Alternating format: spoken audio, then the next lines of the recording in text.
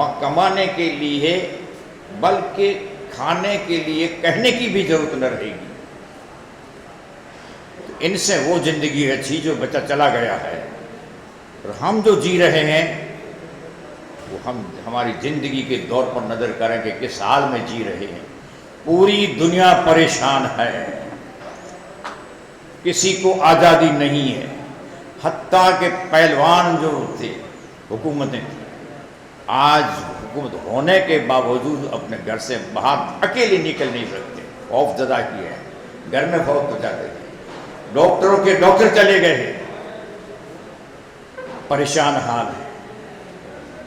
इनसे तो ये बच्चियां जो जा रही हैं, कि बच्चे जो जा रहे हैं, जिसको सब मानते हैं कि वहाँ जिंदगी है, वरना ये मंदिर वगैरह मस्जिदें बनाने की जरूरत क्या थी। मगर वो जिंदगी बनेगी कैसे? वो जिंदगी बनेगी कैसे? कोई ये समझे कि मैंने जाकर मस्जिद में नमाज पढ़ के आया, बस जिंदगी बन गई। हर धर्म की किताब में आप देख लें, ठीक है, वहां जाने के बाद में खुदा याद आता ही है, सब इतना ही है। मगर खुदा कहता है कि मैं वो जिंदगी, आप अंदाजा करें कि ये मुख्तसर जिंदगी की रोटी कपड़ा मकान के लिए न जाने क्या से क्या करना पड़ता है।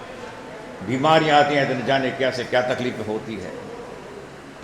मगर उस जिंदगी के अंदर कुछ भी ज्यादा करने का नहीं है।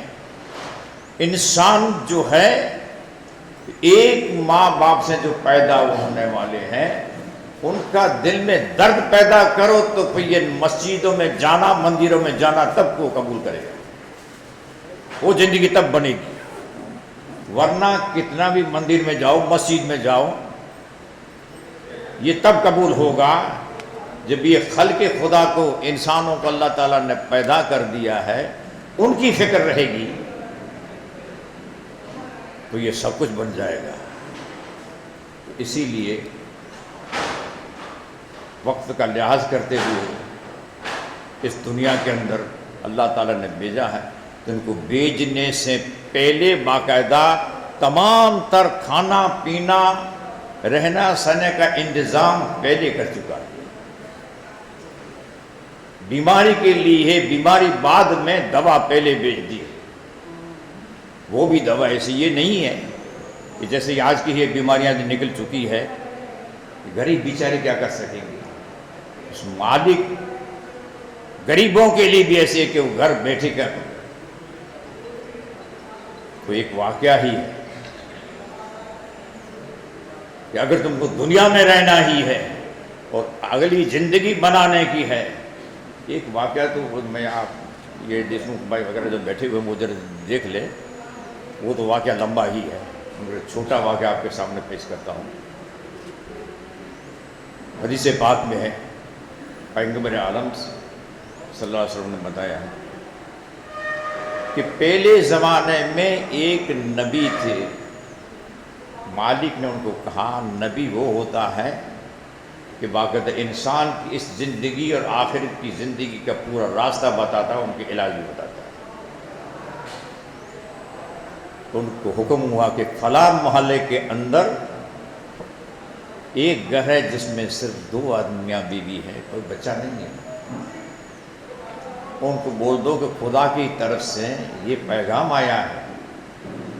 वो पहचान देते कि नबी है, कि अब तुम्हारी ज़िंदगी 80 साल की दोनों की है। एक एक की ज़िंदगी 80-80 साल की है। उसमें अल्लाह ताला ने कहा कि मैं ये नक्की कर चुका हूँ कि 40 साल जो है वो मालदारी के रहेंगे और 40 साल फिर तंगदस्ती के रहेंगे। अब ये उस 80 साल के अंदर पहले 40 साल के अंदर मालदारी चाहिए या पीछे? उस नबी ने जाकर वहाँ उनसे मिले कि भाई ये पैगाम आया है, खुदा ने ये कहा है कि अब तुम्हारे दोनों की ज़िंदगी, एक एक की ज़िंदगी 80-80 साल, 40 साल सुख के हैं, 40 साल तकलीफ के हैं। तुम्हारी नेकी ऐसी है, इसीलिए अल्लाह ताला ने कहा कि जो तुम फैसला करोगे मैं उस फैसले पर। पहली ज़िंदगी में माल चाहिए या पिछली में? उस उसने कहा जरा ख़वातीन जरा ख्याल करें। तो जाकर कहने लगा कि हज़रत आपकी इजाज़त हो तो मैं ज़रा बीवी से जो शरीक हयात ज़िंदगी की है उनसे ज़रा मशवरा कर लूँ। वो गया उधर, उसने अपनी बीवी को बताया कि भी एक नबी जो है अभी वह पैगाम लेकर आया है। तो क्या करने का, 80 साल बचे। पहले अल्लाह ताला ने फैसला कर दिया है कि इन दोनों में से जो कुछ पहले 40 साल जो है वो मालदारी के रखेंगे या पीछे वाले। तो नेकज़ात कह रही है कि आप क्या कहते हैं, आपका क्या ख्याल है? तो मेरा क्या कह कि सिवा खुदा के अपना कुछ भी नहीं है। जैफी आने वाली है, पहले से अल्लाह ताला ने बताया भी इतनी ज़िंदगी काटने की है, तो पीछे तो जैफी आएगी, कौन मदद करेगा? तो पीछे वाला, ये मर्द कह रहा है पीछे वाला अपन ले लें, अभी ये जवानी है, थोड़ा सा टाइम निकाल देंगे, तकलीफ बर्दाश्त करके। हमेशा ऐसे दौर के अंदर औरतों ने जो काम किया है ये किसी ने नहीं किया। उस नेकज़ात ने कहा अभी मेरा मशवरा यही है कि ये पहले वाला ले लें। उसने कहा फिर पीछे क्या करेंगे? बोले कि मैं कहती हूँ जब मुझसे पूछ रहे हैं पहले वाले, तो वो नेकज़ात थे, उसने कबूल कर लिया। शौहर ने जाकर नबी से कहा कि पहले वाले। तो 40 साल का सामान आ गया। जब आ गया उसी वक्त वो बीवी कहती है कि अब एक काम करें, आप एक लंगर खाना बना दो और सबको अच्छा अच्छा खाना खिला दे, बीमारों के लिए दवाइयों के कर दे। तब ये पूरे शहर नहीं, अतराफ के अंदर लोग यहाँ खाने लगे। उसी में से किसी गरीब ने या बीमार ने वो सोचा, पाबंदी नहीं रखी, रहने सहने का भी, इलाज के लिए भी उसने सब कुछ रखा बीवी ने।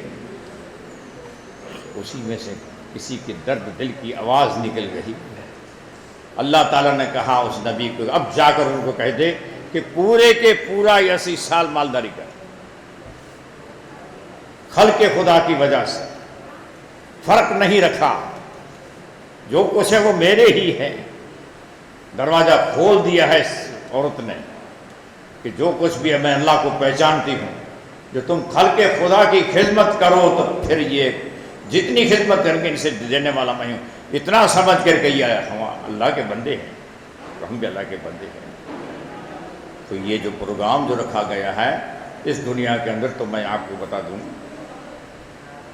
कि बीमारी कैसी भी आएगी वो मौत का सबब न बनेगी। ये डर है ना,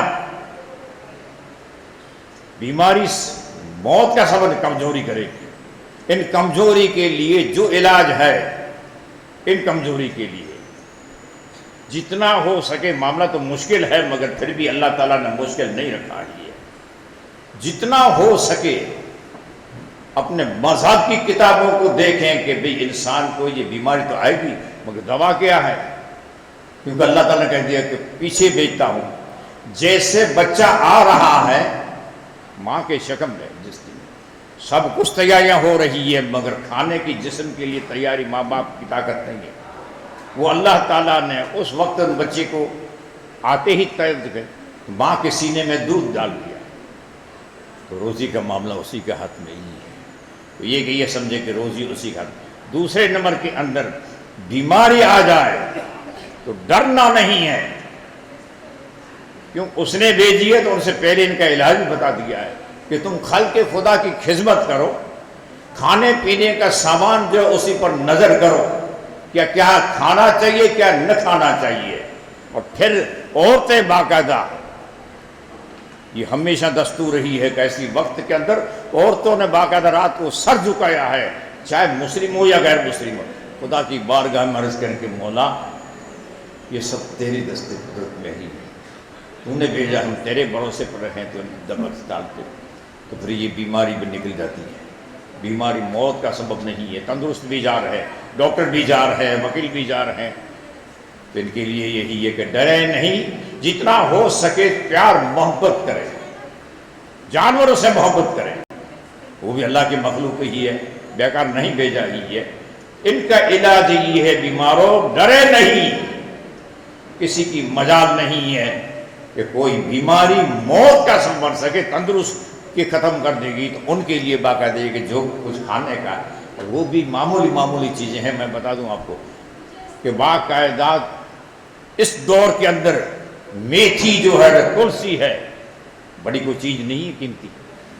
एक चम्मच बाकायदा रात को पानी में उसको डाल कर पिए, तो इसके बारे में यही इलाज।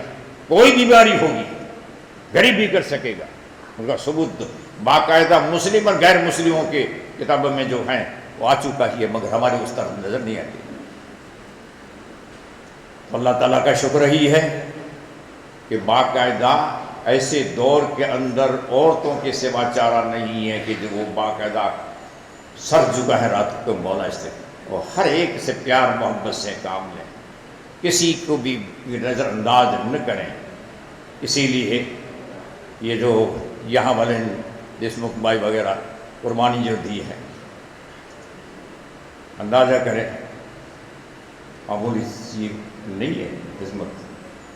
घर का पैसा भी डालना, और सिर्फ इसलिए नहीं है कि पैसा डाल दिया फिर क्या कहाँ गया, नहीं, वो बाकायदा वहाँ पर आकर आप मदद भी कर रहे हैं। अल्लाह ताला इनको और इनके जो मददगार है, दुआ करें या न करें, उसने तो कह दिया तावनु अलल बिर्रि व तक़वा, तुम एक दूसरे की मदद करते रहो, अल्लाह ताला तुम्हारी मदद करे नेक कामों के अंदर। और दूसरे नंबर पूरे रूहे ज़मीन पर अल्लाह ताला ने एक वो हस्ती अता की है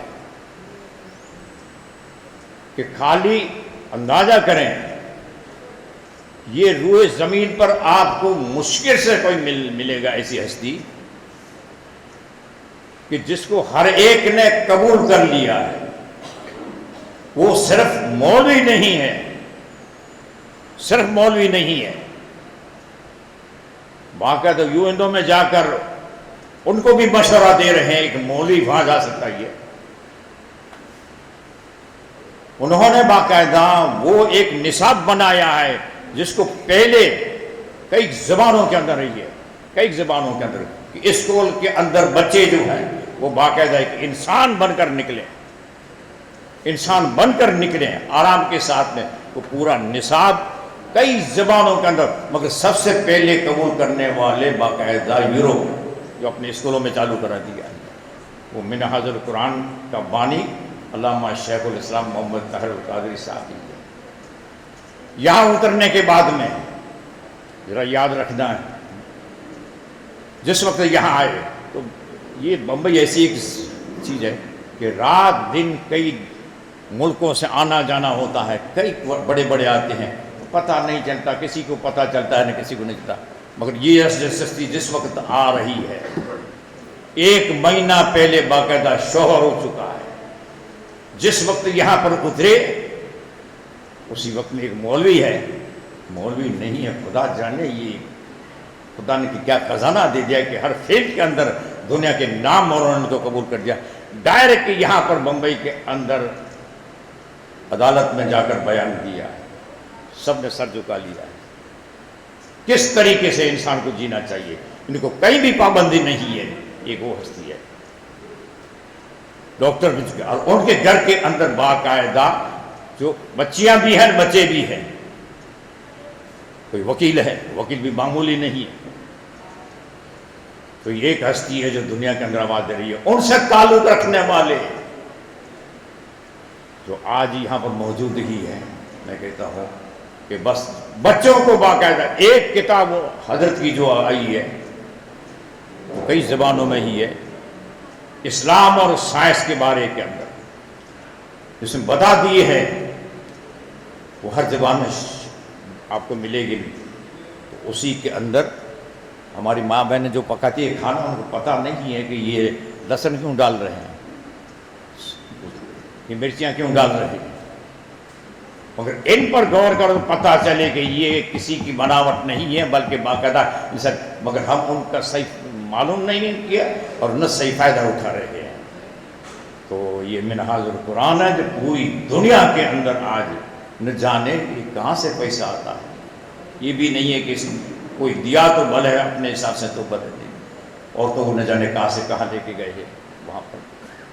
तो ये भी जो है मैं तहे दिल से शुक्र इन दोनों जमातों को करता हूँ। ये भाई जो मेहनत कर रहे हैं, इनके अराकीन के साथ में जिनके मददगार हैं, उनको भी कहता हूँ कि ये आप याद रखना कि ये वो काम है जो अल्लाह ताला को पसंद है।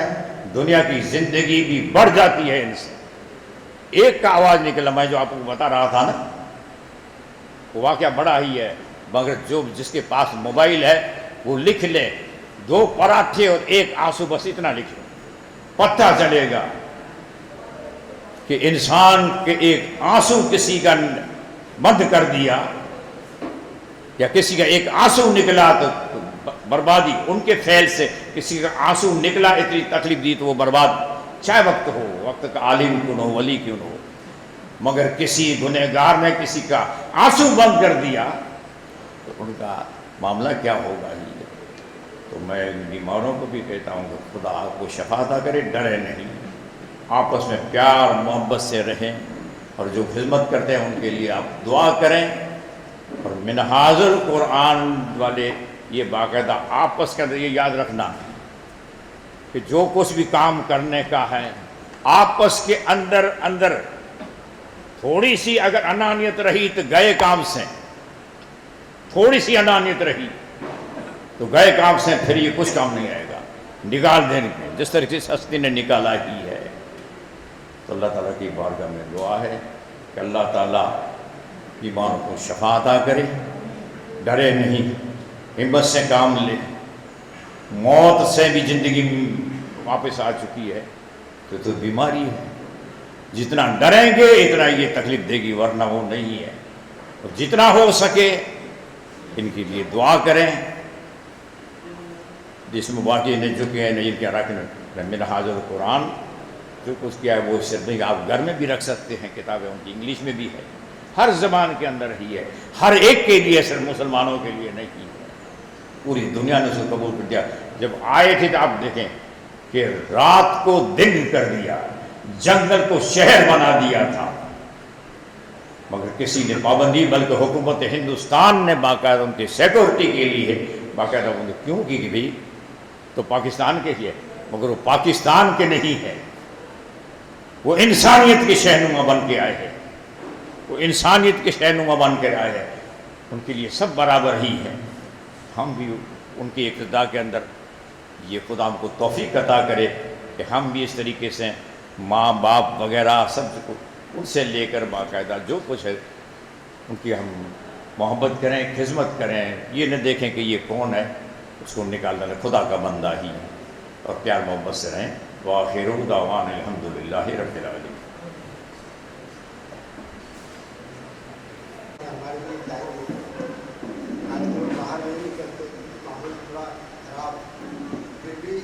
जब उनको रिक्वेस्ट की एक लफ्ज़ तो उन्होंने हाँ बोला, और यहाँ कम से कम इतने घंटा टाइम उन्होंने गुजारा, जो टाइम गुजारा उस पर बहुत अच्छी बातें बताई गई। इंशाअल्लाह ताला अल्लाह ताला हमको भी और आपको भी इस पर अमल करने की तौफीक अता फरमाए। यहाँ पे कुछ हिजाब के डिपार्टमेंट से बच्ची आई है, मेरे को बोलोगे? मेरी 2 बहनें भी आई है जिनका नाम है मंतशा अंसारी, आ जाइए, और अग्रेश खान।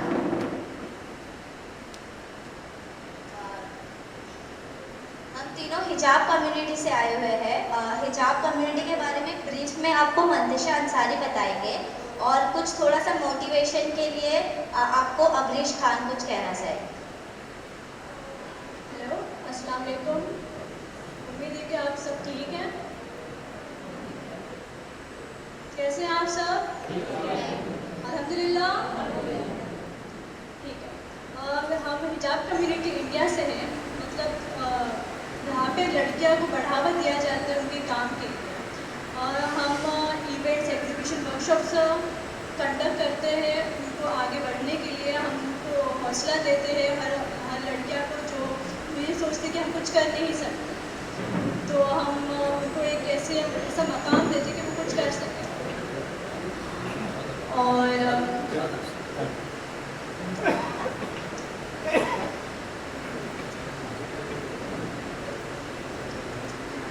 हम आज कैंसर पेशेंट्स आप सबसे मिलने आए हैं। कुछ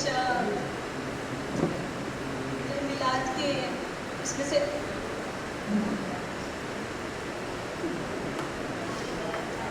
अस्सलामु अलैकुम रहमतुल्लाहि व बरकातुहू। उम्मीद है आप सब खैरियत से होंगे माशाल्लाह से।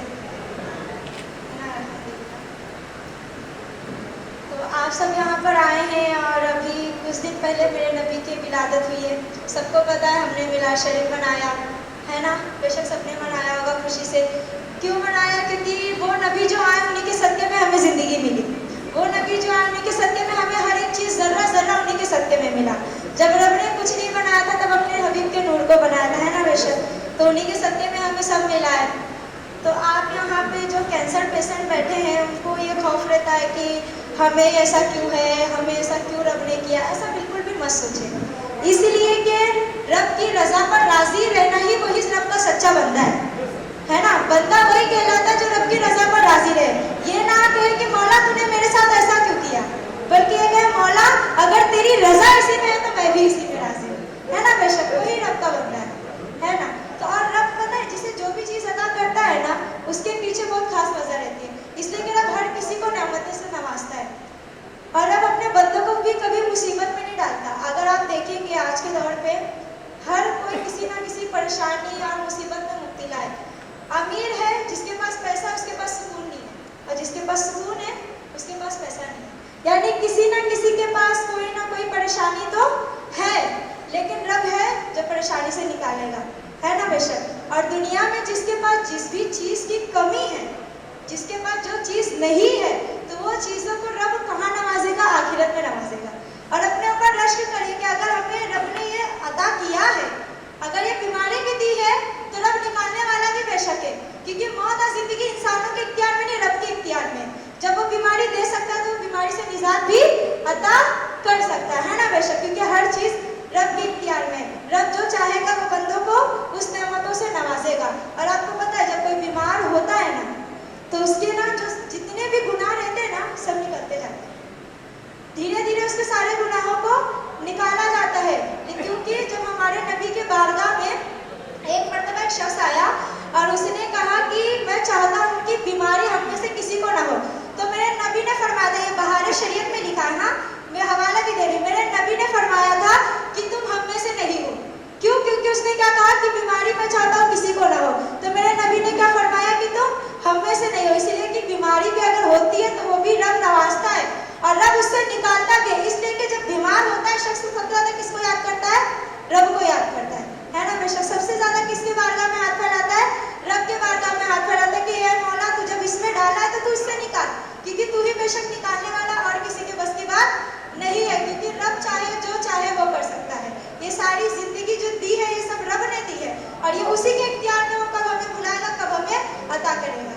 मगर एक बात है, अगर आपको दुनिया में परेशानी है ना तो आप इस बात पे मायूस मत हो, क्योंकि ना मोमिन जो है उसके पास परेशानी रहेगी और उसको परेशानी से निजात पता है कहाँ मिलेगी? आखिरत में। कहाँ मिलेगी? आखिरत में। जब हम जितने भी परेशानी में मुब्तला रहते हैं ना, या दुनिया में जिसके अंदर जिस भी चीज़ की कमी है, किसी भी चीज़ की कमी है, तो आखिरत के वक्त उसको नवाजा जाएगा। तो जो लोग आज बहुत खुश हैं, बहुत ऐशो आराम में रहते हैं ना, वो देख कर कहेंगे कि काश दुनिया में चाकू से हमारी चमड़ी को उधेड़ा जाता तो जो आज इन्हें आता हो रहा वो हमें भी आता होता। तो सोचो, अपने ऊपर रश्क करो, है ना बेशक, अपने ऊपर रश्क करो कि रब ने अगर तुम्हें दिया है तो रब निजात भी देगा, बेशक देगा। और किसके सदके में देगा?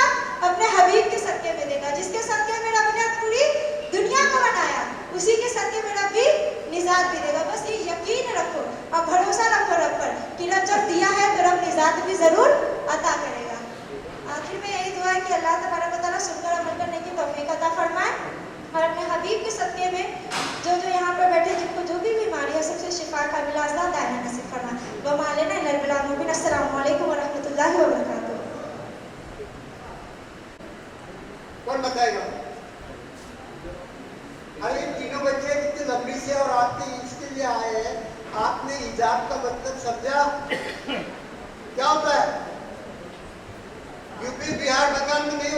साहब वो औरत पे कहीं नाम जरा बताओ क्या बोले इन लोगों ने?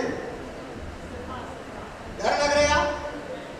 घबराने की जरूरत नहीं है, उतनी बड़ी बीमारी से नहीं डरना चाहिए। हिजाब से क्या करना है आपको? खैर कोई बात नहीं। डेकोरेशन वाले कहाँ हैं भाई? मिनाहाट फाउंडेशन,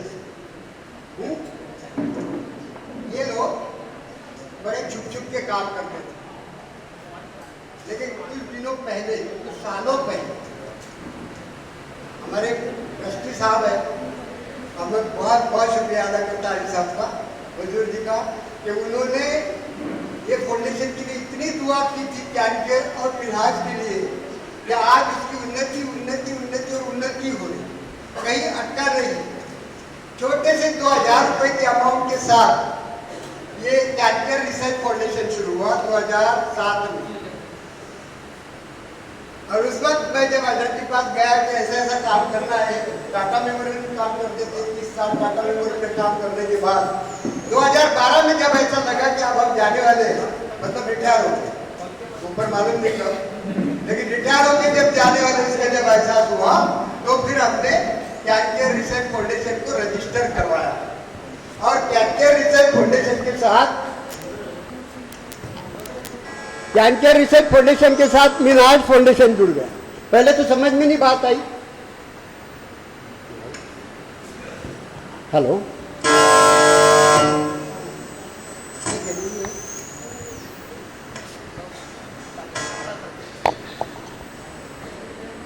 तो ये मिनाहाट फाउंडेशन आ गया है कुछ सालों पहले, और एक मीटिंग में ये तय हुआ कि भाई दोनों मिलके कुछ काम करें, और अल्लाह अगर चाहेगा तो उसमें बरकत देगा, काम अच्छा आगे बढ़ेगा।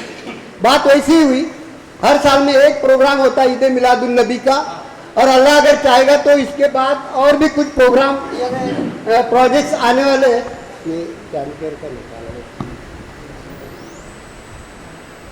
मौसम भाई का दुआएं होती है, वो सबसे बड़ी चीज होती है, इसमें यहाँ कोई बड़ी बात नहीं है। ये हमारा कैंसर रिसर्च फाउंडेशन 2007 में तय हुआ, और 2007 से आज तक ये फाउंडेशन चला आ रहा है। इसमें बहुत सारी बातें होती है, आप देखते हैं, मैं सब तो नहीं बताऊंगा, ये टाइम बहुत कम है अपने पास। Next slide. किसको होता है कैंसर? मेरे को भी हो सकता है।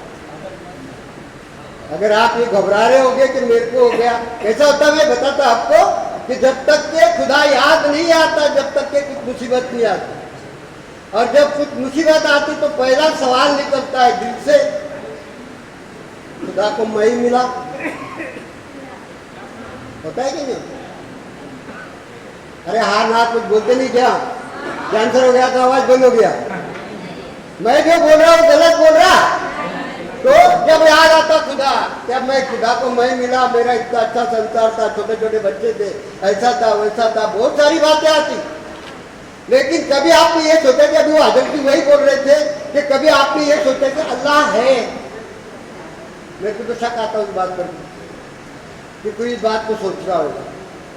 जैसे अब ये बच्चे बेचारी इतनी लंबी सी आने के बाद में आपको हिजाब के बारे में समझाया, खैर आपने समझा भी होगा, लेकिन कॉन्फिडेंस नहीं है।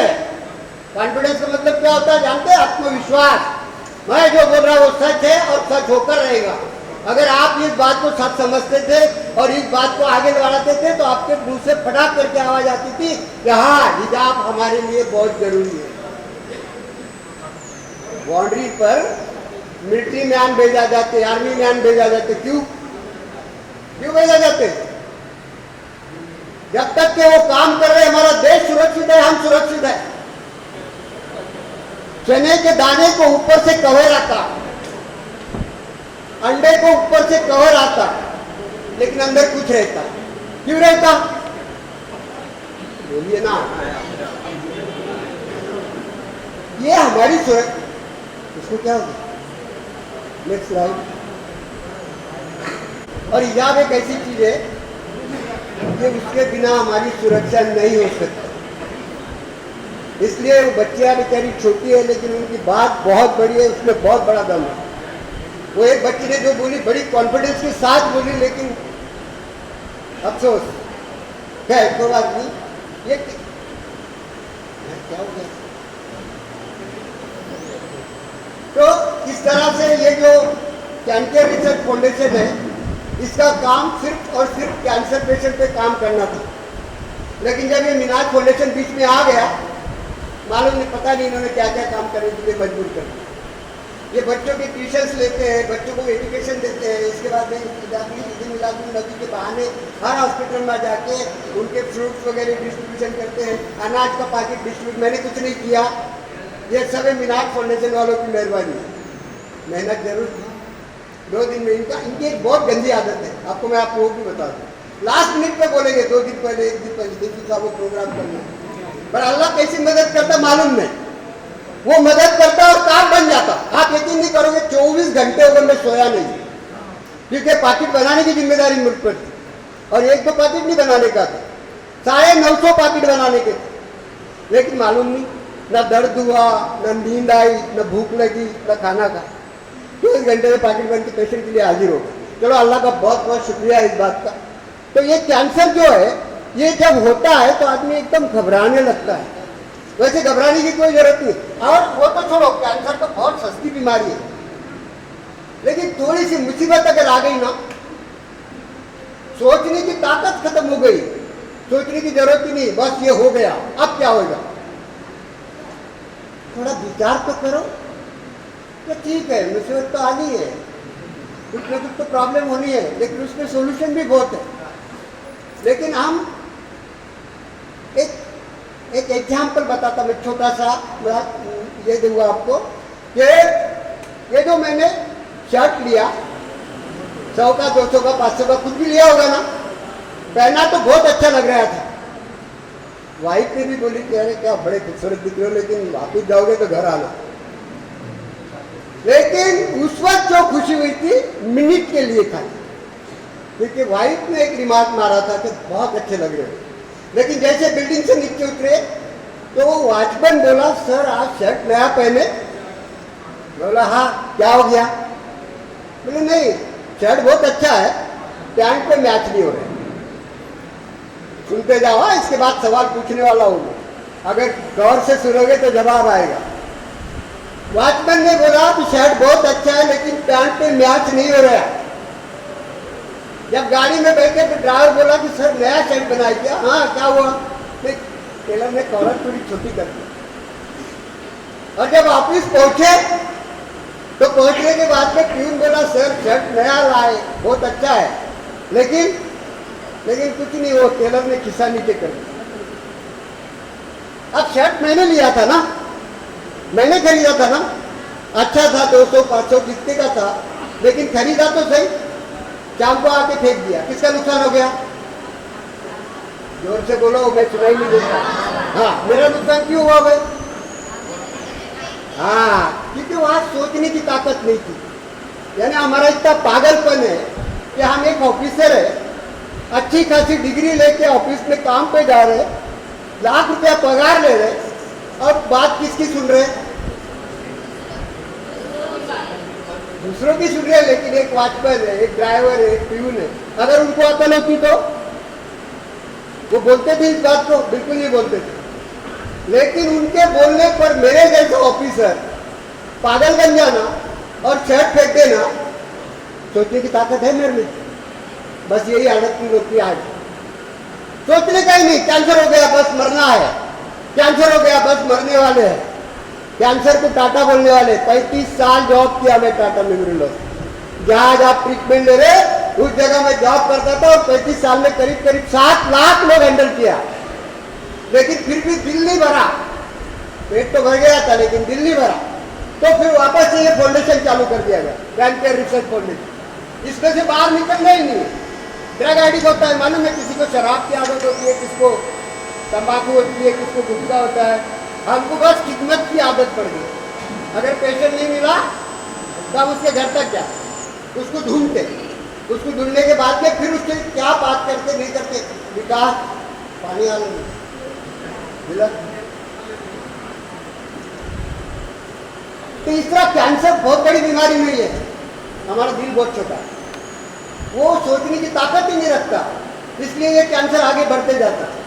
और कभी भी जब दुश्मन अगर कोई है, चाहे तुम्हारा सगे वाला है, चाहे तुम्हारा भाईबंध है, चाहे तुम्हारा रिश्तेदार है, जो भी है, वो आप पर कब हावी होगा? बोलो, जब हम कमजोर पड़ जाएंगे। और हम अगर कमजोर पड़ गए तो वो हावी होना, ये बात तय मान के चलिए। इसलिए जो कैंसर है ये किसी को भी कभी भी कहीं भी हो सकता है, इसमें कोई बड़ी बात नहीं। इससे खतरनाक बीमारी आती गई, इसमें काफी लोग बेचारे चले गए नहीं गए? क्या था? किसने बोला? हाँ, लोगों ने बोला, इसलिए आप बोल रहे हैं। मैं यही बोल रहा था, आप सोचने की ताकत खत्म ही हो गई। काफी जगह ये देखा गया कि मास्क नहीं, दवा नहीं, कुछ नहीं हुआ, पेशेंट बस मेरी काम वाली एकदम फंस हुआ और हमको कोरोना होकर बाहर आ गया। बोलने का मेरा मतलब ये है कि हमको जो भी करना है पहले हमारे दिमाग से सोचो। एकदम घबरा जाना, एकदम वो हो जाना, जैसे अभी हजरत जी आप लोग बता रहे थे कि देखिए हमारी जिंदगी के बाद भी एक जिंदगी है और वो जिंदगी अगर हासिल करना है, वो जिंदगी अगर आसानी से गुजारना है और अच्छे से रहना है, जिसको लंबी जिंदगी बोलते हैं, तो हमको हमारे कानून को बदलना पड़ेगा, हमारी बातों को बदलना पड़ेगा, हमारी अहमियत को बदलना पड़ेगा। नेक्स्ट तो नहीं, ये लोग कौन बचाता? कौन सी यूनिट? कौन सी यूनिट? हाँ, रवीना टंडन किधर? अरे हाँ, सोनाली बेंद्रे। दूसरे देखो तो युवराज सिंह, तीसरे पर्रिकर जो गोवा के कौन थे? Chief minister. नीचे ये छोटे छोटे बच्चे। जब हम गोवा गए, ये बच्चों को लेके, हर साल में बच्चों को लेके गोवा जाता था 70 बच्चों के लिए, और मैं धन्यवाद भी कहूँ बेचारे लालू जी को। बिहार से कौन कौन है? अगर मिले तो जाके बताना।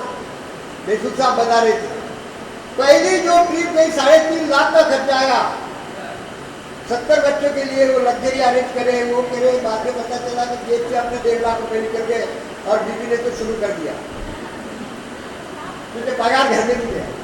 तो ये बच्चों को जब ले गया एक बार, तो आप सुनिए कि आप अपन नहीं करेंगे, लेकिन पता नहीं ऐसे निकाले बैठे थे तो किसको भी करना चाहिए। तो लालू जी को मैंने एक मेल लिखा, 11 बज के 20 मिनट पर एक मेल लिखा कि Lalu ji, we people are doing like this, so please make a concession in the trade। वो बेचारे अल्लाह के बंदे ने, अब उसको अल्लाह का बंदा बोल रहा है या नहीं बोल रहा वो मालूम नहीं, क्योंकि वो ईमान नहीं है। तो अल्लाह का बंदा बोल सकते उसको।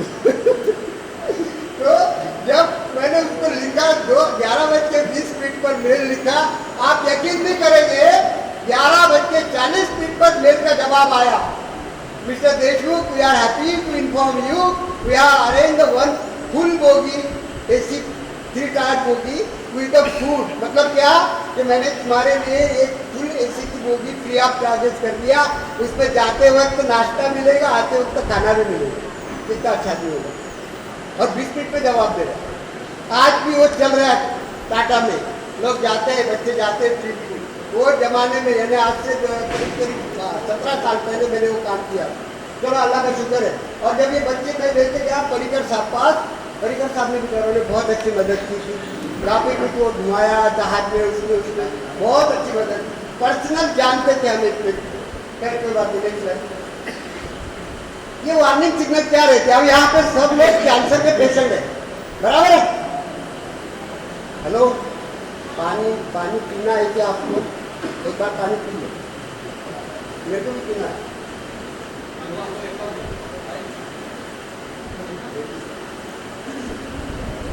तो ये कोई भी बीमारी लोग बोलते ना अचानक आ गई, वो अचानक नहीं आती, वो पहले सिग्नल देती है।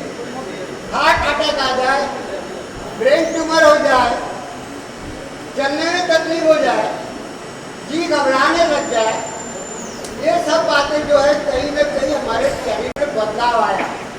वहाँ पे डॉक्टर पास अगर जा रहे तो डॉक्टर 2 बातें बोलता है, आप बहुत टेंशन में रहते हो।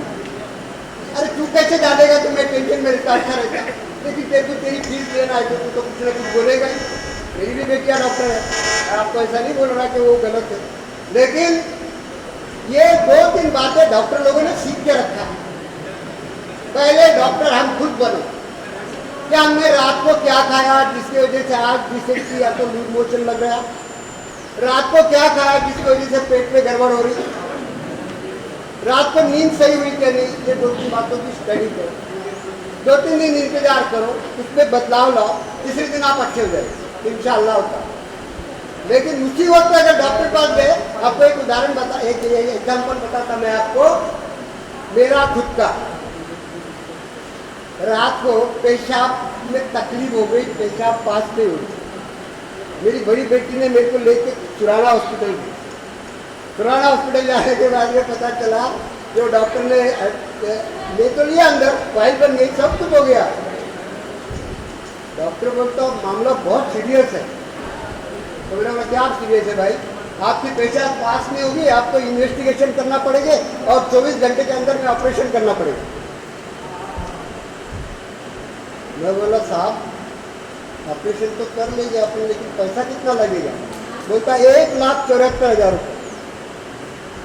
मैं बोला मेरे को तो रिक्शा बेचना पड़ेगा, पहले आप मेरे को यहाँ से छोड़ दो, नली डाल दो, पेशाब पास हो जाएगी। पेशाब पास हो गई, सुबह मैंने उसको बोला कि मुझे अभी छोड़ो तो मैं शाम तक रिक्शा बेचूंगा और रिक्शा बेच के फिर मैं वापस आऊँगा। तो बोले घर को किसको बोलो, वो अरेंज करेगा पैसा। बोलता घर में कौन है? मैं और मेरी बीवी, बच्चे तो है ही नहीं हमको। झूठ बोलना पड़ा। डॉक्टर ने छोड़ा, 4 घंटे के बाद मैं अच्छा हूँ। जब मेरे खुद के अस्पताल में गया तो मैंने डॉक्टर से पूछा कि प्रॉब्लम क्या था बताइए। तो बोले प्रॉब्लम और कुछ नहीं था, देखिए साहब पानी कम दिया आपने, इसलिए पेशाब पास नहीं हो रही थी, और दूसरी बात थोड़ा सा वो सॉफ्ट ड्रिंक जो आते क्या पेप्सी वेप्सी होता है ना, वो जरा 2-3 दिन लो, सब कुछ नॉर्मल हो जाए। और हकीकत अल्लाह गवाह इस बात को, 2-3 दिन में नॉर्मल हो। अल्लाह माफ करे, अल्लाह माफ करे, क्योंकि वो डॉक्टर अब नहीं है जो डॉक्टर पहले थे। हाथ की नली पकड़ते थे और बोलते थे माँ को ताकि इसने रात को क्या खाया, इसको वाले को अब ये मत देना, वो मत देना, वो मत देना, और मूंग की दाल की खिचड़ी खिलाओ, 2 दिन में आदमी अच्छा। 1700 रिपोर्ट निकाले जाते, रिपोर्ट में कम से कम 2-2.5 लाख रुपए जाते, जब बात के पता चलता कि इसको कैंसर है, इसको हार्ट पेशेंट है, इसको और कुछ है। अरे ये तो मेरा प्यून भी बताएगा, रिपोर्ट आने के बाद, पढ़ने के बाद कौन नहीं बताएगा? होता कोई भी बता सकता, लेकिन आज वो डॉक्टर नहीं रहेगा। देख रहा है तो हो गया को क्या बंगाल और बिहार से कौन कौन हाथ उठे करो, कोई नहीं, सब डर गए, झूठ बोल रहे। हाँ अभी कैसे हाथ उठे?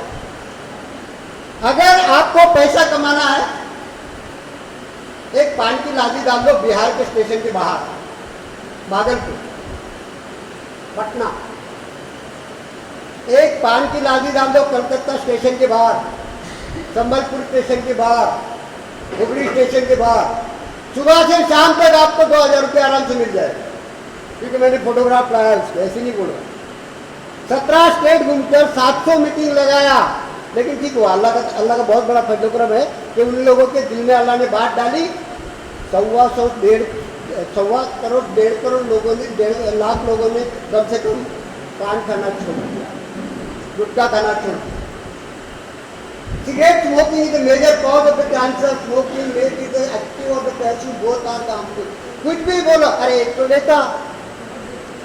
जब डॉक्टर पूछता तुमको, तुम लोग टाटा में जाते हो ना, तो डॉक्टर पूछता होगा सिगरेट पीते हो क्या, गुटखा खाते हो क्या, पूछता कि नहीं?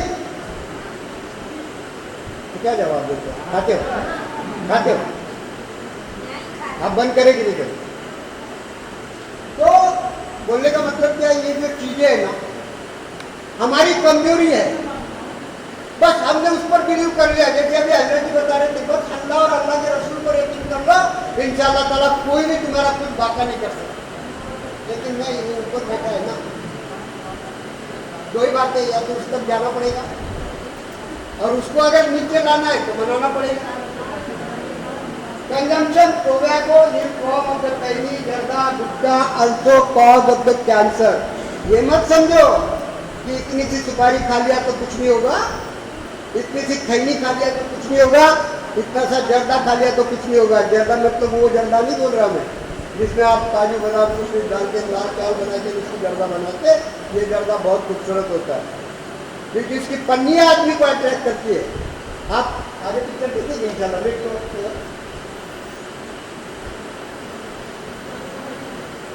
क्या है, बड़े अच्छे पिक्चर है। और ये किसके जानते हो? ये सब यूपी बिहार से लाया है मैंने। Next slide. रिस्क कहाँ होती है? स्मोकिंग से कितने जल्दी कैंसर होता है। आप ये मत सोचो कि सब आदमी सिगरेट पीते, बीड़ी पीते। हमारे मुंबई में कई होटल्स के बाहर देखो, जब 2 बजे 1 बजे खाना खाने के बाहर आते, लड़कियां आराम से सिगरेट पीते थे। हमारी सरकार कुछ नहीं करती। हमारे जैसे आदमी ने अगर टोका तो बोलते अंकल अब आप उम्र हो गई ना आपकी, आप देख लो। अरे हमारी उम्र कैसी हो गई? सवाल बड़ा पैदा होता हमको कि वो हमको जवाब देते कि आपकी उम्र हो गई ना अंकल, आओ अपना देखो ना, छोड़ो ना। तो ये जो रिस्क होती है यहाँ से शुरू होगी, ध्यान में रखिए। पैर के नाखून तक जाएगा, कैंसर कहाँ से बाहर आएगा पता नहीं लगेगा। और अगर यकीन नहीं होगा तो इसमें बैठे सबको पूछ लो। और इसके सिम्टम आते हैं जो मैंने पीछे बताया, हेडेक होना, वोमिटिंग होना, बार बार लूज मोशन होना, उसके बाद में पेट में दर्द होना, यानी सांस फूलना, ये सब बातें उसमें आती। जब तुम्हारा ये सब हो रहा है तो उस वक्त आपको ध्यान रखना चाहिए कि कुछ तो प्रॉब्लम है। तो लंग्स में हो सकता है, लुकोमिया हो सकता है, स्टमक हो सकता है, किडनी का पैंक्रिया में हो सकता है, कोलन हो सकता है, ब्लैडर हो सकता है, सर्विस हो सकता है।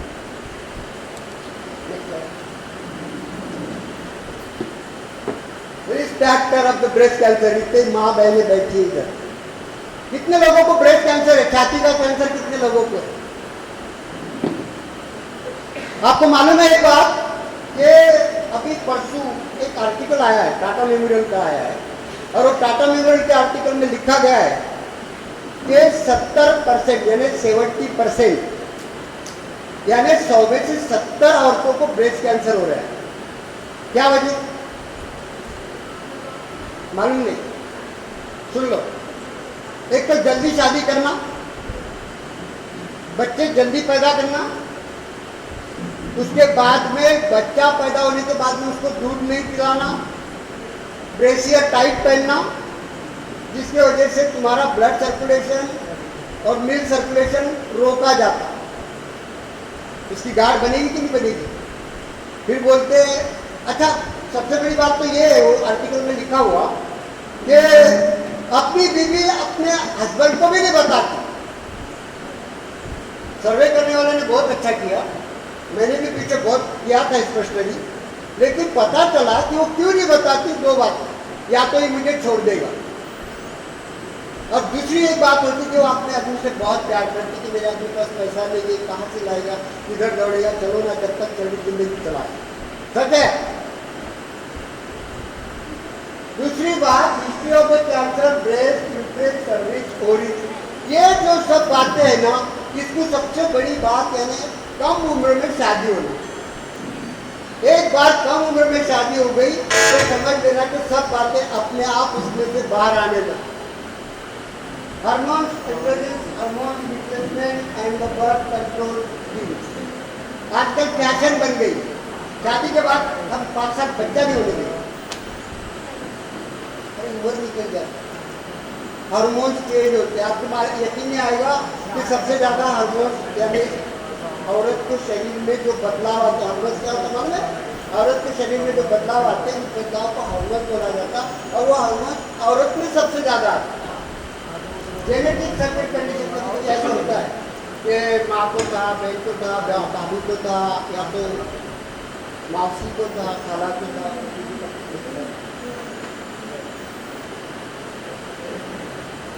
इसमें 3 तरह की ट्रीटमेंट होती है। एक तो treatment surgery, radiation, chemotherapy, hormone therapy. अगर ब्रेस्ट में बड़ी गांठ है तो डॉक्टर पहले आपको केमोथेरापी देगा, 2 इंजेक्शन, उसके बाद उसको छोटा करेगा, फिर सीटी स्कैन निकलेगा, फिर देखा जाएगा, उसके बाद में फिर सर्जरी होगी, फिर रेडिएशन लगेगा, फिर केमोथेरापी लगेगी। आप मुझे बताओ पेशेंट कैंसर से मरेगा या ये सब बातों से मरेगा?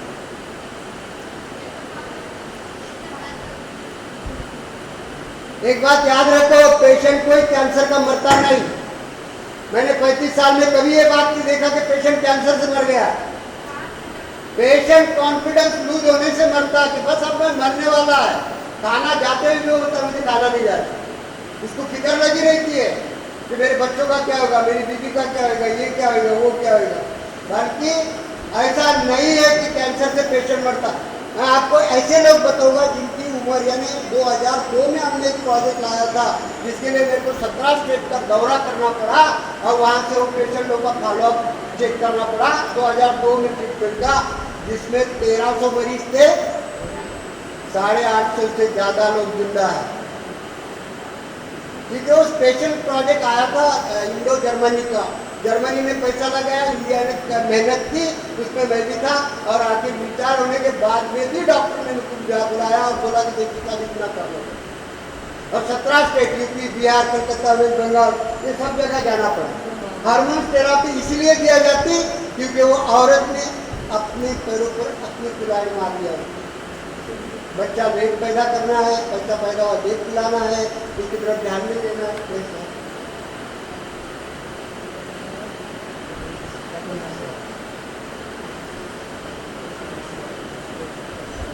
कैंसर खतरे को पहचाने और इसी पे जांच करा।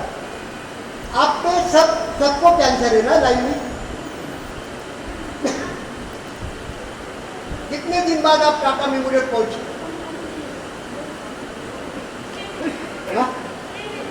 3 महीना लग गया, 6 महीना लग गया।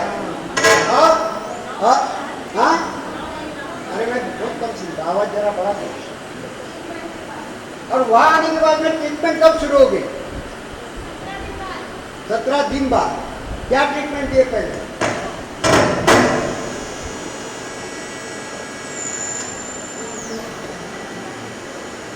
आपको पहुंचने में 6 महीना लगा। टाटा में आने के बाद में फिर आपको 17 दिन बाद ट्रीटमेंट मिली।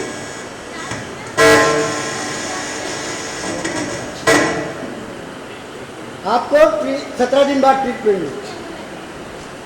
ये जो लेट प्रपोजल आते हैं ना, इसको अगर हमको बचाना है, हमको जिंदगी चाहिए, तो हमको सबसे पहली बात इस पर नजर रखना चाहिए कि हम तुरंत डॉक्टर के पास जाए।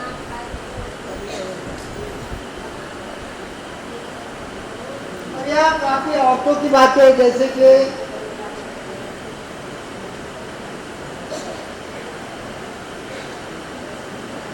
तीन हफ्ते के लिए मुंह पर या तो जबान पर या तो दांत के नीचे गठान बनती है।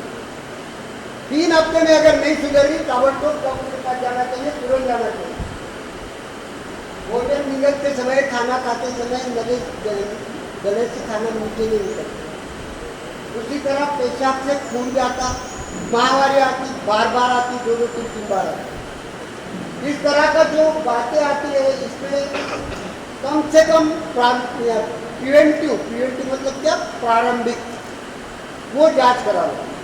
और वही प्रोजेक्ट हम अभी 2 महीने में इंशाल्लाह आपके सामने लाने वाले हैं और हर झोपड़पट्टी में जाके इस पर काम करने वाले हैं। कैंसर, अभी डिटेक्शन वाली कैंसर है, 70 से 80% केसेज जो है, आपको मालूम है क्या होता है? 70 से 80% केसेज जो है सिर्फ बीड़ी, पान, तंबाकू, सिगरेट से आ रहे हैं। इसका मतलब ये नहीं कि खाली आदमी बीड़ी, पान, तंबाकू, सिगरेट पी रहा है, सब लोग। ये हमने इस तरह के, देखो आपका धूम्रपान सबके स्वास्थ्य के लिए हानिकारक है, टोबैको, माउथ कैंसर, ये सब ऐसे हमने बोर्ड बनाए, मतलब बैनर। और जब हम रैली निकालते, कोई आया है कि कैंसर के ऑफिस में, बोरीवली में कोई आया है अनाज लेने के लिए, तो वहाँ पे हम लोग ऐसी रैली निकालते, महीने का 1 दिन अनाज दिया जाता और अनाज देते गाड़गे के, उसके बाद में वासी के, वहाँ से बहुत लोग आते, 200-250 लोग करीब हमारे पास रहते और उनकी हम रैली निकालते। सुबह अच्छा खासा नाश्ता मिलता, वड़ा पाव, उसमें जलेबी वगैरह क्या क्या रहता, और उसके बाद में फिर रैली निकलती, उसके बाद में फिर अनाज डिस्ट्रीब्यूशन होते, ये लोग घर जाते।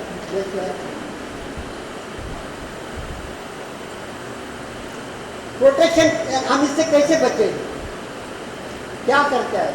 इसलिए कैंसर प्रिवेंशन में सबसे पहली बात है कि हम अच्छा खाना खाना चाहिए, अच्छा फूड खाना चाहिए। आपको मैं एक बात बता दूं कि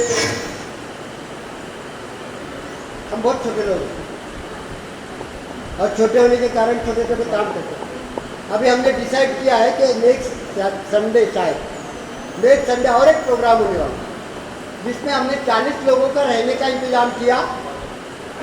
हमारे एक दोस्त है यहाँ पे फारूक भाई, उन्होंने मेरे को जगह दी और उसमें शाम को खाना मिलेगा, सुबह का नाश्ता मिलेगा और रात को रहने के लिए मिलेगा। जिस तरह घर होता है उस तरह की पूरी फैसिलिटी आपको मिलेगी और उसमें 3 बार डॉक्टर आएगा महीने में, हर पेशेंट को चेकअप करके जाएगा। 3 बार डाइटिशियन आएगा, हर वक्त उसका डाइट चार्ट बना के जाएगा कि पेशेंट को क्या देना चाहिए नाश्ते में, क्या देना चाहिए खाने में और उसका किस तरह ये करना है। दूसरी बात, दिन भर में वो 40 पेशेंट के साथ 3 बार बात की जाएगी।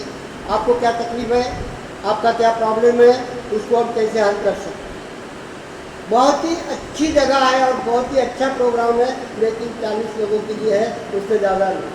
देखिए दूसरी बात क्या, इस डॉक्टर को कैंसर, ये हमारी सगुना मौसी मर गई। रोज तंबाकू भुनने का, उसको बांटने का, उससे दांत घसने का, ये एक सबसे बड़ी बात। और फिर सिगरेट, उसके बाद में ये बारी वाला है जो दीवा लगाया है, हिंदू का बच्चा है। ये दीवा कब लगता है जानते हो? ये चिराग जो लगती है, जब हमारा चिराग बुझ जाता है तभी लगता है ना। अपना बाप अपने बेटे को पहचान नहीं पाया, जब मैयत बताई गई तो उसने बोला ये मेरा बेटा नहीं हो सकता। ठीक है, वो तो इमोशनल हो गया था, उस वक्त बोला बेचारा, बाद में उसने माना। यानी इतनी गंदी हालत हो गई। और मैं जो बता रहा था कि ये तंबाकू, गुटखा, पान ये कैसे अट्रैक्ट करते, आप देख रहे होंगे उस साइड में एक पान बीड़ी की दुकान का वो है फोटो। ये बिहार के भागलपुर के बाहर का फोटो है और इतना अट्रैक्टिव लगा कि मेरे जैसा आदमी चल के वहाँ गया कि देखे चला एक चीज़ है क्या। पता चला या तो गुटखा, तंबाकू, दारू। मैं बोला ये तो बड़ी मुसीबत में फंस गए।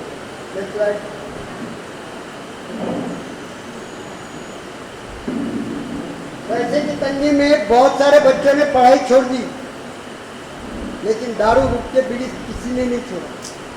आज उनकी हालत है जो देख रहे हो। दूसरी बात, खाने में आजकल आप भी सोचते होंगे, समझते होंगे कि हमारी माँ की माँ जब स्कूल से आते थे तो उसको मालूम था कि 12 बजे मेरा बेटा आने वाला है, या तो 12 बजे स्कूल जाने वाला है, 11 बजे खाना बनाने की शुरुआत करती थी और गरम गरम पराठे ताट में आते थे, हम बड़े मस्त खाते थे और उसको मालूम था कि मेरा बेटा 3 चपाती खाएगा या तो पराठे खाएगा। लेकिन जब स्कूल से आते थे और खाना मांगते थे तो हाथ धोने लगाते थे, ठीक है, वो भी ठीक था। लेकिन जब 2 ही पराठे, 3 की जगह 2 ही खाया जाता था या 1 खाया जाता था तो सर पे टपली पड़ती थी। बता बाहर से क्या खाते हैं? होता था कि नहीं ऐसा? अभी होता क्या? मेरी बीवी मेरे बेटे के हाथ में, मेरी आंख के सामने 50 रुपए देकर बोलती बेटा आपकी दिन जरा बाहर एडजस्ट कर। सब करते हैं ना, झूठ मत बोलो, क्योंकि एक पैकेट बन गई, बस बाहर जा बाहर जा। अरे हमने तो कई दिन गुजार दिए, पानी तक नहीं पिया, लेकिन आज वो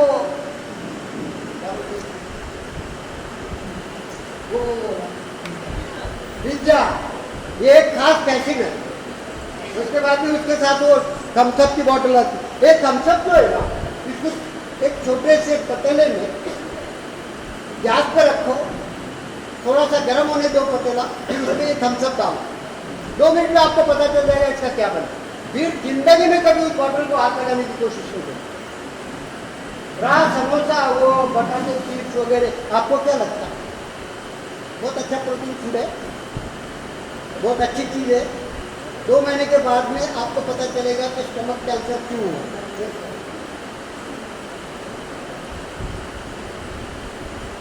ये हमारी कैंसर यानी कैंसर रिसर्च फाउंडेशन के सर्विसेज है, जैसे महीने में 1 बार अनाज बांटना, काउंसलिंग करना। काउंसलिंग का मतलब समझते हो?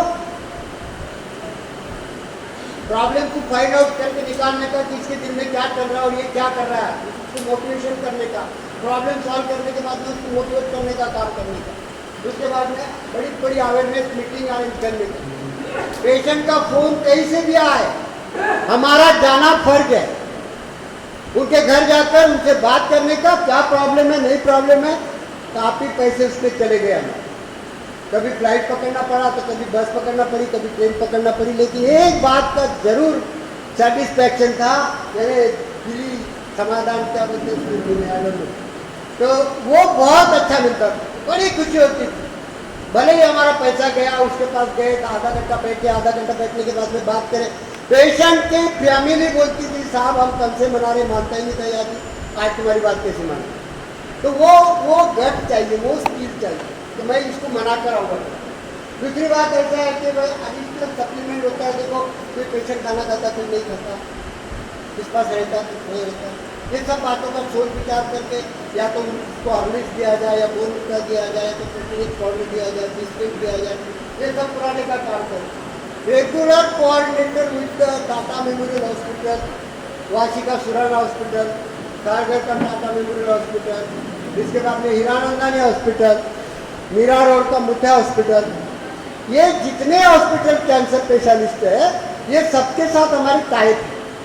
वो हमारी बात मानते हैं, हम उनकी बात मानते हैं, उनके काम में हम आ जाते हैं, हमारे काम में। और आप तो वो एक रिवाज बन गया, तुम हमारी मदद करो तो हम तुम्हारी मदद करो, बराबर है ना।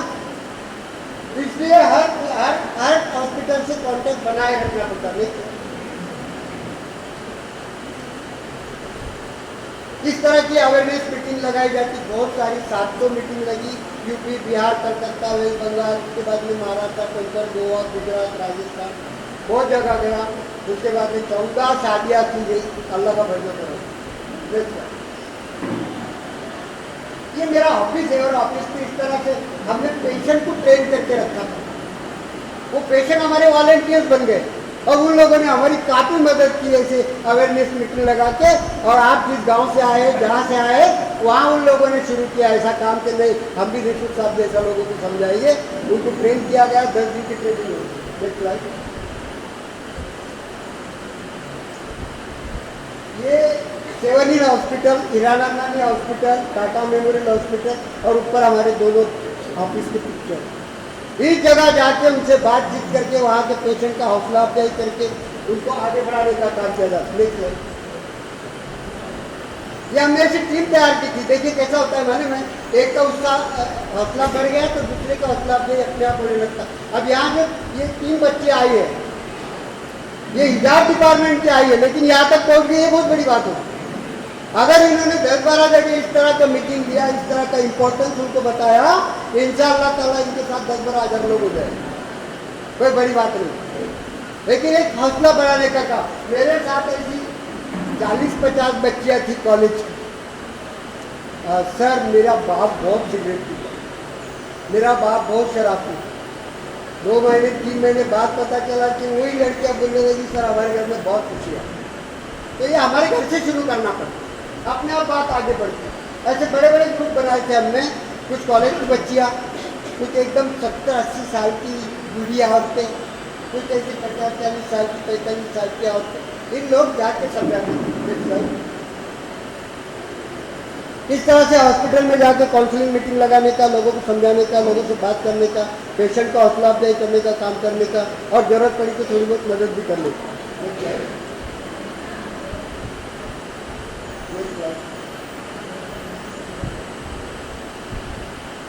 ये देखिए ये सब लोग जिंदा है। जब मैं ये 17 स्टेट का दौरा किया और घुमा तो उनके कुछ फोटोग्राफ्स मैंने लिया है मेरे पास। ऑफिस अगर आ रहे तो वहाँ देखने को मिलेगा, ये स्लाइड में बहुत कम रहता। इस तरह का अनाज बट्टा, अनाज के साथ वो कुछ और चीज़ें होती जो भी है, हर महीने के पहले संडे में बांटने का हम लोग काम करते।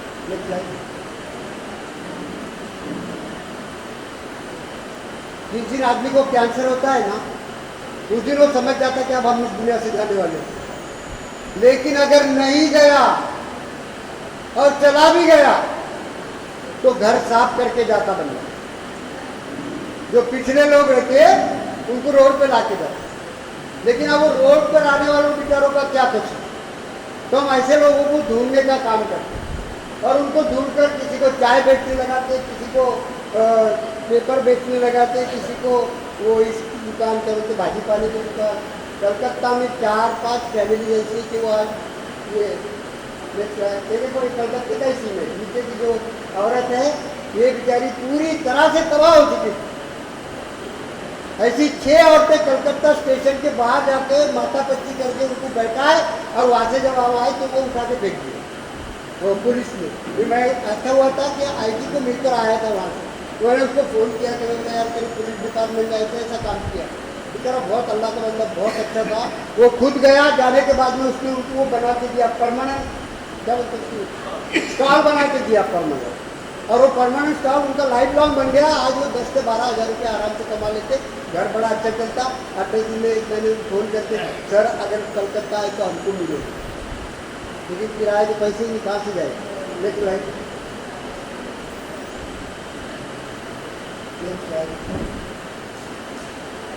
हमने कॉलेज के बच्चों को ज़्यादा टारगेट किया। आपको यकीन नहीं आएगा, आज तक के 78 मीटिंग लगी है कॉलेजेस में, और वो कॉलेजेस के एनएसएस की ऐसा कि एनएसएस एक डिपार्टमेंट होता है, बड़ा काम का डिपार्टमेंट है। वो मुझे यूनिवर्सिटी कलीना में मुझे बुलाया गया कि सर आप इसका काम कर रहे हैं। फिर वो इस्माइल यूसुफ कॉलेज, उसके बाद में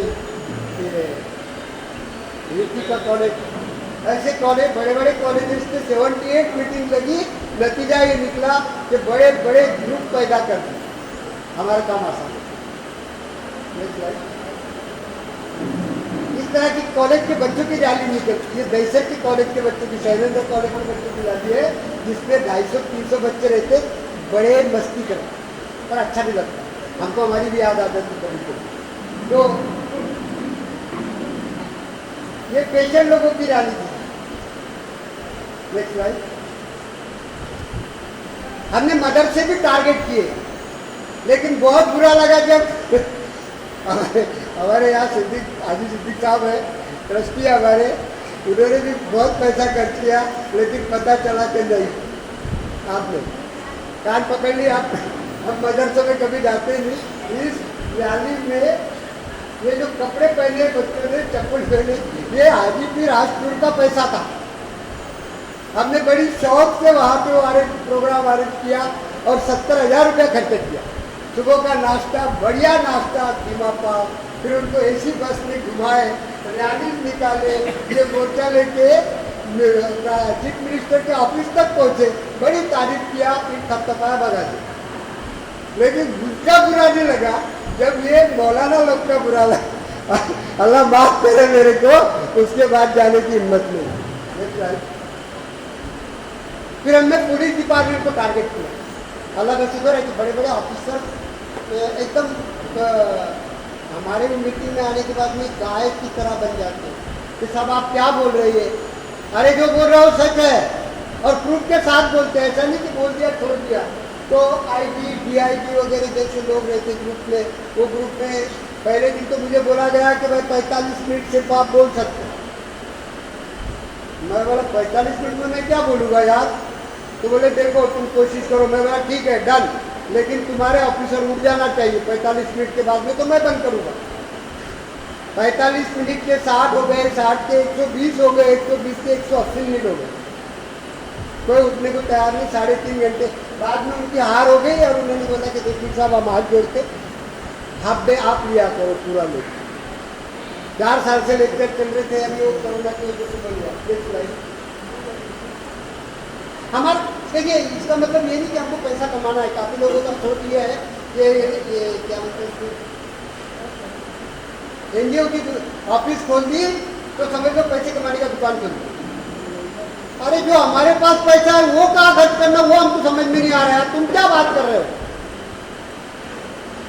और वो बहुत गुस्सा आता, लेकिन अल्लाह का बहुत बहुत शुक्र है कि हमारे ट्रस्टी जितने हैं बस रमजान महीने में एक ही बार कोटा पूरा कर देते। देशमुख साहब चला जिंदगी भर, साल भर, और उसमें फिर अपनी पेंशन आती, हमारे घर में से पैसा जनरेट हो जाता, इसको मांगने की जरूरत नहीं। अल्लाह ताला मांगने वाला ना बनाए किसको। आज तक हमने कभी ऐसा नहीं किया कैंसर रिसर्च फाउंडेशन में कि कुछ दो, अभी थोड़ी बात हुई है एक दो आदमी से, ये प्रोजेक्ट बड़ा है, 35 से 40 लाख रुपए उसको लग रहे। इंशाल्लाह 1 महीने में अगर खड़ा हो गया तो 35 से 40 लाख लोगों का फायदा उसमें हो जाएगा इंशाल्लाह ताला, ये बात पक्का।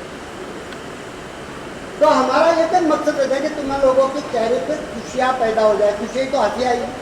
तो वो बात होती है सीधे आती है mind base after the complete. एक बार ट्रीटमेंट कंप्लीट होने के बाद में तुम्हारे चेहरे पर अगर हंसी आ गई तो समझ लेना कि हमारा काम बन गया, बराबर। आप लोग का खाने का वक्त हो रहा है और मैं बोलते जा रहा हूँ, ठीक है। अभी आप लोग हिलोगे नहीं यहाँ से। हजरत जी बैठे हैं, सिर्फ तुम्हारे लिए 600 किलोमीटर से उनको यहाँ बुलाया गया। यहाँ उनका घर भी है, वहाँ भी है, बच्चे वहाँ रहते। और हमारे एक ट्रस्टी साहब है जो यहाँ रहते, उनके वालिद साहब हैं। तो यहाँ से इधर की मत बनाइए, इधर ही रुकिए, इंशाअल्लाह ताला फटाफट डिस्ट्रीब्यूशन हो जाएगा, आपकी छुट्टी हो जाएगी। चलेगा? ये बोलना है आगे? हाँ, बैठेंगे, बात करूं? भूख नहीं लगी?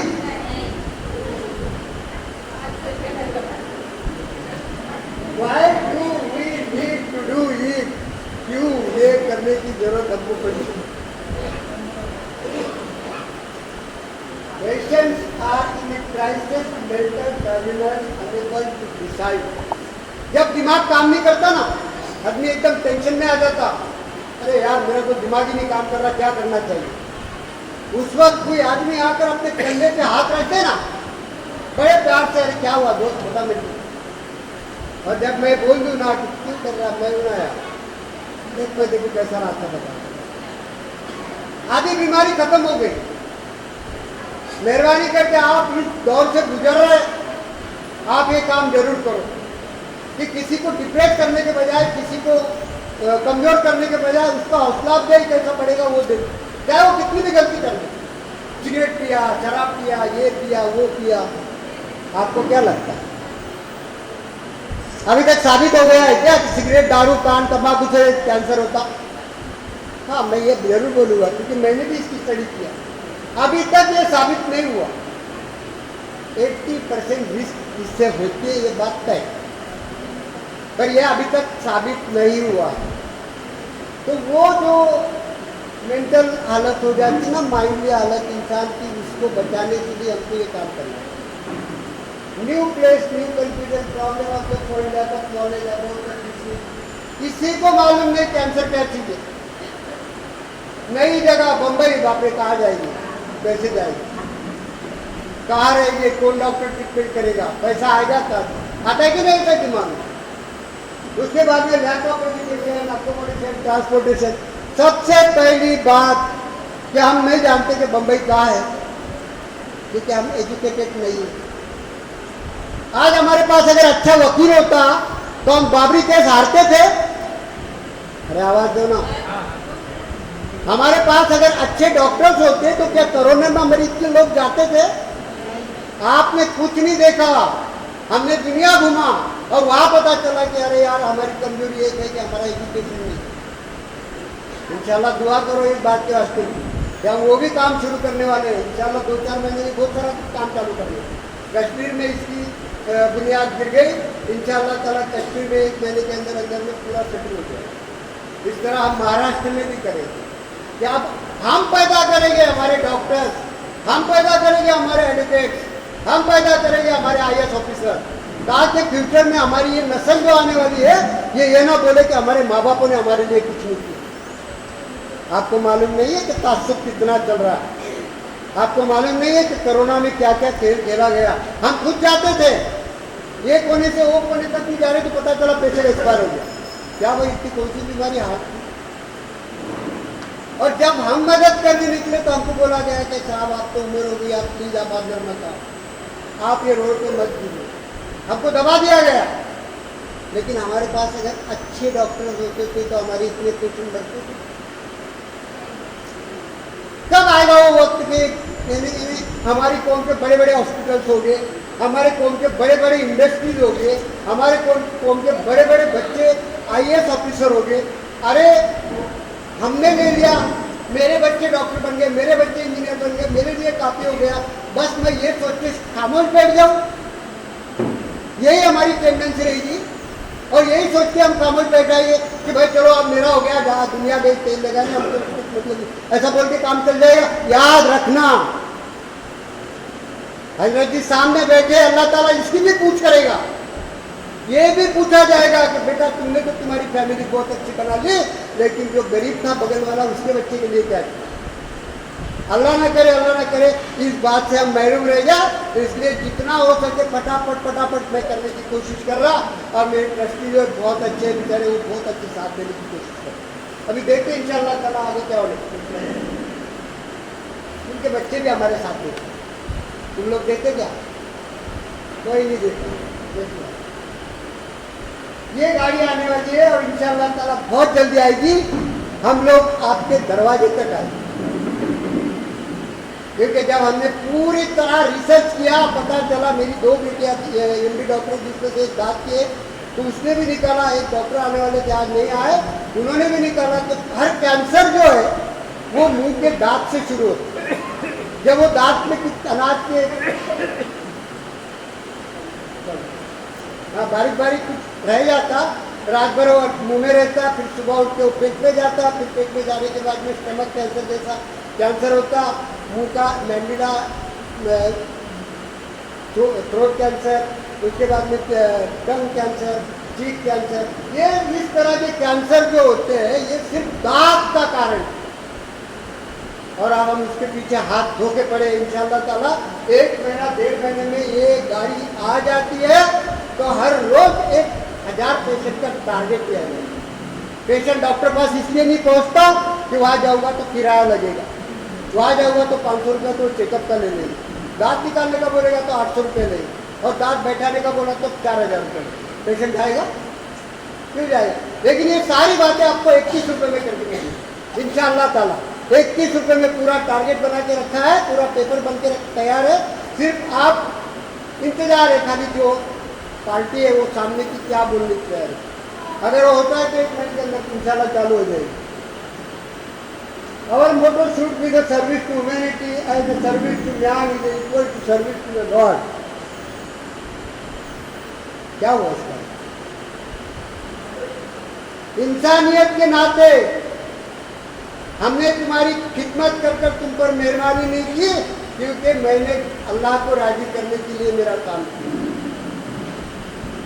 दिल से चाहिए था, नीयत पक्की चाहिए कि सुबह उठो, नमाज पढ़ो, इबादत करो, तस्बीह पूरी करो और बोलो कि अल्लाह बस अब मैंने तेरे हवाले कर दिया अपने आप को, मेरी जो भी मुश्किलात है इसको आसान करने का काम करने की कोशिश। अल्लाह ताला शाम तक इतनी अच्छी तरह से मुश्किल आसान कर देता, और उसके बाद शाम को 2 रकात कम से कम शुक्राना तो पढ़ो। अवाबिन नहीं पढ़ सकते, मगरिब तो पढ़ो, पूरी नमाज नहीं पढ़ सकते ईशा की, कम से कम फर्ज और वितर तो पढ़ो। देखो आपको 40 दिन में रिजल्ट आएगा। अरे एक छोटी सी बीमारी क्या आ गई, ये डॉक्टर के पैरों पे गिरेगी, वो डॉक्टर पे, आज वक्त है ध्यान में रखना। अपनों के दाढ़ी में हाथ डाल लो, कल गैरों के पैरों पर गिरना न पड़े।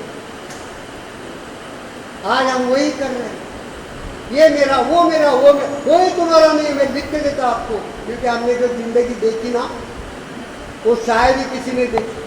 सब दौर से गुजरे, सब लोगों से मिले, बड़े बड़े लोगों में उठना बैठना किया, लेकिन पता चला कि जितना मैं हूँ दुनिया में 2 ही लोग हैं, एक मैं और मेरा खुदा। अगर इस बात को जैसे कि आप हजरत साहब बता रहे थे अपने को कि सिर्फ खुदा और उसका यकीदा अगर पूरा हो जाए, ये बच्चे ने बड़ी अच्छी बात बोली उस वक्त कि बस अल्लाह पे यकीन करो, मेरा खुदा मेरा सब काम कर रहा है। मस्जिद बाजू में मैंने देखा है, 35 साल वही काम देखा मैंने। जब भी मैं जोहर में आता, इधर बीड़ा फूकते बैठेंगे, उधर पानी पीते बैठेंगे, उधर नमाज को कोई नहीं जाए। तंगी लाई गई कि तुम्हारे को रहने के लिए नहीं मिलाएगा। मैंने मेरे ऑफिस पे बैठ के मेडिसिन देना बंद कर दिया। हाजी साहब आपको यकीन नहीं आएगा, इतनी ज्यादा थी पर नए टच से मत हो, हम नमाज को ले जाए। ठीक है बात है। जब तुम नमाज को नहीं जाएंगे तो ये सब आने वाला है, ध्यान में रखना। ये मत सोचो कि ये बहुत बड़ा है, ये तो बहुत छोटा है, इशारा है। जब आएगा तो लेके जाएगा, टाइम भी नहीं मिलेगा। मैं आपसे कुछ मांगने नहीं आया। क्या एक बात each one of us can make a difference, together we can make a change। मैं अकेला था, हजरत जी ने दुआ की, सिद्दीक भाई ने फाइनेंस किया और बाद में वहाँ मुस्लिम भाई मिल गए। आज बड़ा प्रोग्राम हो रहा है कि नहीं हो रहा है? मेरा अकेले का काम है। अगर मैं अकेला करता था तो 2-4-5 पेशेंट की मदद करता था, निकल जाता था, जैसे भी नहीं अरेंज करता था। लेकिन जब 3-4 साथ में आ गए तो मुझे बड़ी खुशी होती बोलने के लिए भी, और बड़ा दिल अच्छा लगता कि नहीं हम अब एक साथ आ रहे। अल्लाह अगर चाहेगा तो इसमें से बड़े बड़े रास्ते निकाल देगा, बड़े बड़े मुसीबतों से हम निजात पा लेंगे इंशाअल्लाह। I alone cannot change the world, but I can pass and approach the waters to the create many rivers। मगर तेरे सामने ये बात बड़ी अच्छी बोली, एक पत्थर पानी में खड़ा जो होता है डालो, क्या होता है? रिपल्स निकलेगी ना बड़ी बड़ी, बस वही हालत हमारी है। हमने अगर इसको नहीं समझे तो अल्लाह बेहतर जाता। जज़ाकल्लाह और खैर, आप लोगों ने मुझे बुलाया, बोलने का मौका दिया और आप लोगों ने मुझे झेला, पता नहीं क्या क्या बोल गया, लेकिन जो भी है बड़ा अच्छा लगा। अभी थोड़ी देर में हजरत के साथ जो भी डिस्ट्रीब्यूशन करना है, यहाँ मुस्लिम भाई बैठे और ये आपका नाम हाँ, तो ये सब लोग आपको ये डिस्ट्रीब्यूशन कर देंगे। आज के इस प्रोग्राम में याद रखना जो भी फाइनेंस लगा है वो मिनाज फाउंडेशन का लगा है, थोड़ा सा हमारा भी लगा, क्योंकि कुछ थोड़ा मेहनत लगी, कुछ ये लगा, कुछ पैसा भी लगा। और इसमें सबसे बड़ी बात ये जो चादरें हैं, इसके लिए भी हाजीपुर स्कूल से पैसा आया था। ये किसी एक का नहीं है, सबका है और सब ने मिल के इस काम को आगे बढ़ाया। इंशाअल्लाह आज 150 मरीज हो गए, अगले साल मुझे 400 मरीज चाहिए। वादा है या ना? नहीं, ये एक ही बच्ची निकली नहीं बोलने वाली। अल्लाह ना करे ये 150 के कल 10 हो जाए। और इंशाअल्लाह ताला जब हम ये बात डिसाइड कर लेंगे तो 10 भी हो जाएगा।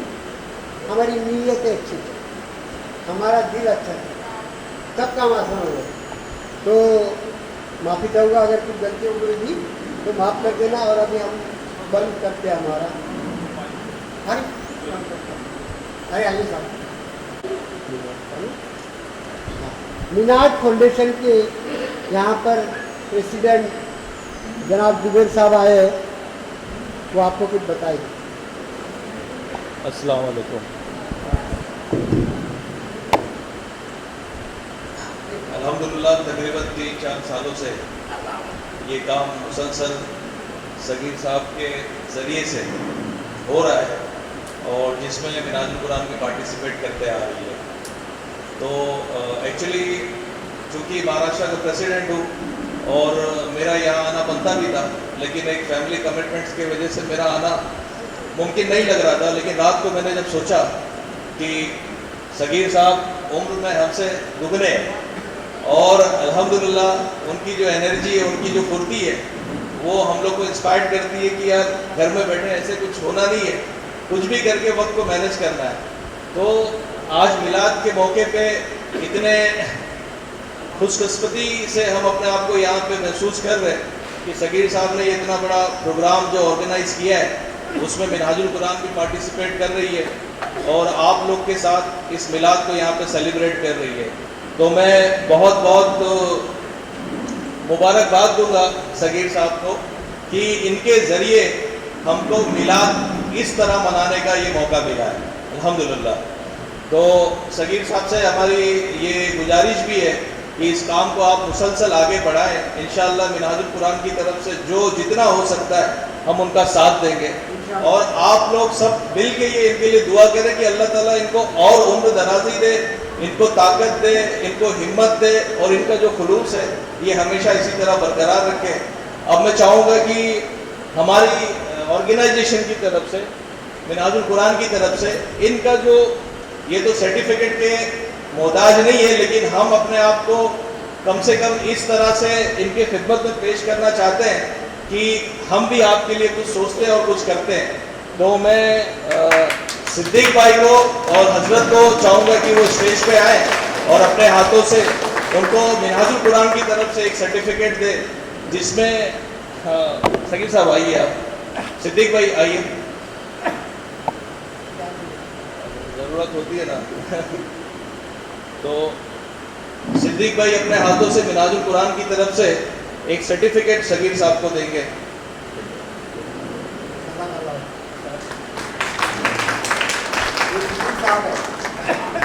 हजरत आप तशरीफ लाइए और अपने हाथों से, मुबारक हाथों से, मैं इस किताब का थोड़ा सा आप लोग को तारुफ दे दूँ। इसका नाम है the real sketch of prophet Muhammad सल्लल्लाहु अलैहि वसल्लम। ये वो किताब है जिसको किबला हुजूर ने लिखा है। ये बहुत छोटी सी हैंडी बुक है। अकल इस्लाम की ज़ात के ऊपर जो लोग गुस्ताखी करते थे, आपने सुना होगा कि यूरोप में, वेस्टर्न कंट्रीज़ में अकल इस्लाम की शान में गुस्ताखियाँ करते थे और कार्टून्स बनाते थे और हर साल उसका एग्जीबिशन रखते थे। किबला हुजूर ने उसके रद्द में ये किताब लिखी है कि वो जो स्केच बनाते हैं वो स्केच नहीं है, ये रियल स्केच है। आपकी पूरी सीरत इसके अंदर आपने बयान की है और इसका टाइटल जो रखा है the real sketch of prophet Muhammad सल्लल्लाहु अलैहि वसल्लम। तो ये किताबें मिनहाजुल कुरान के पास भी बहुत ज़्यादा तादाद में अवेलेबल है। जो लोग अपने दोस्त अहबाब को भी देना चाहें इसको बिल्कुल हासिल करें। अब मैं हजरत से गुजारिश करूँगा कि ये किताब आप सगीर साहब को मिनहाजुल कुरान की तरफ से पेश करें। और साथ में द मोहम्मद और मर्शीफुल, ये भी किबला हुजूर की किताब है। ये दोनों किताब मैं चाहूँगा कि आप अपने मुबारक हाथों से सगीर साहब को पेश करें। जज़ाकल्लाह, शुक्रिया। अस्सलाम वालेकुम।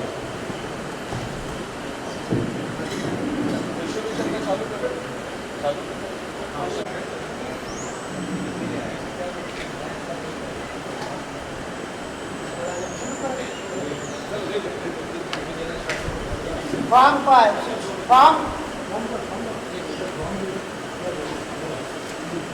फॉर्म जमा करो।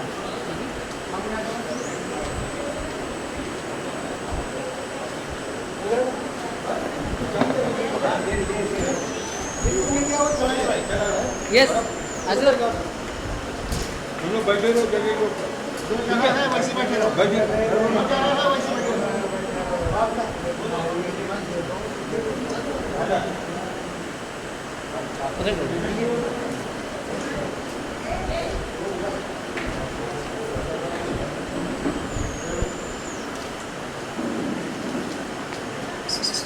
अजर देख बेटे, हाँ यस यस यस, सामने सामने, चलिए, थैंक यू।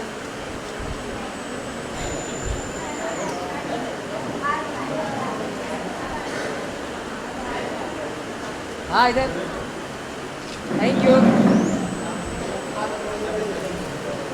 अजर यहाँ देखिएगा,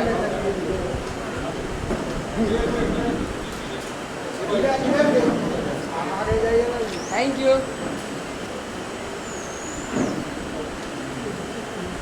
चलो चलो चलो फटाफट चलो। Thank you. ये बच्चा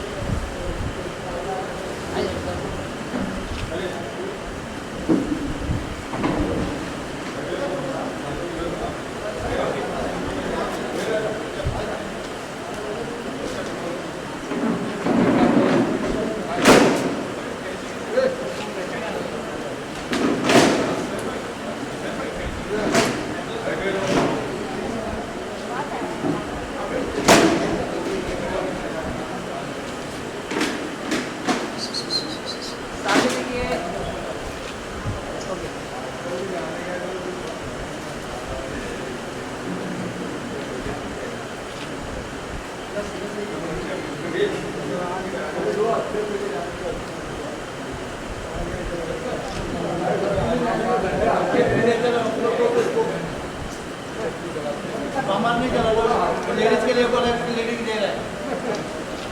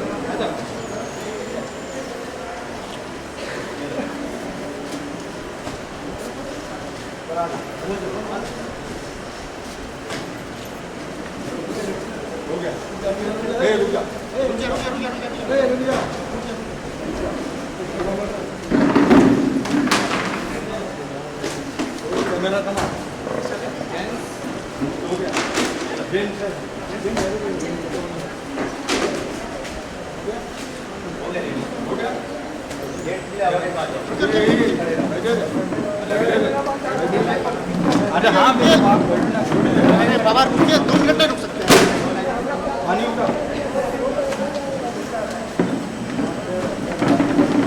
रुको रुको रुको भाई साइड से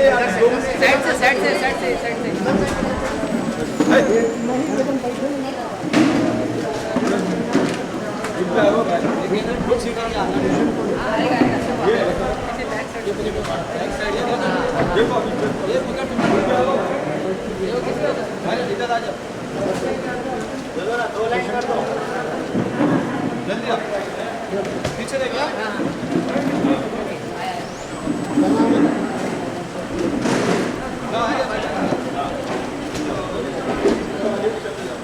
जाओ भैया टाइम मत सब तो आ जाओ आ जाओ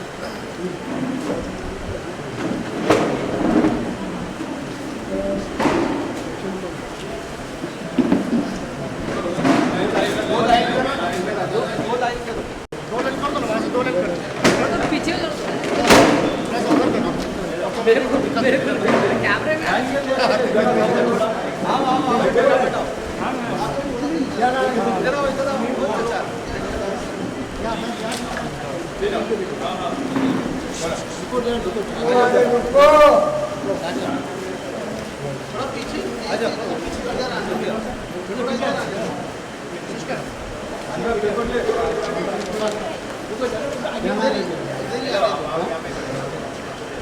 एक ही देने का तुम बोल के बोल क्या है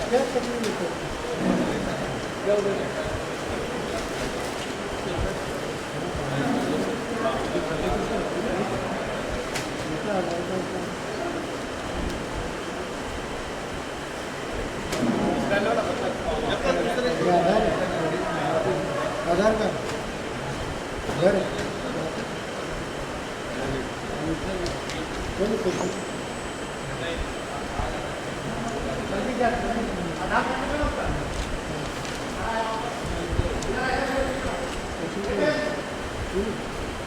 आ जाओ एक उधर जाओ एक उधर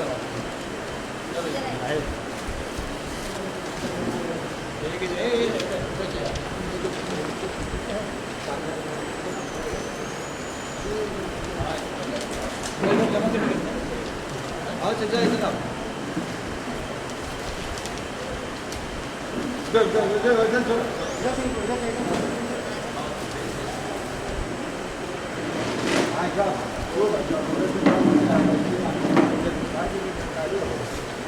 आगे बताओ आगे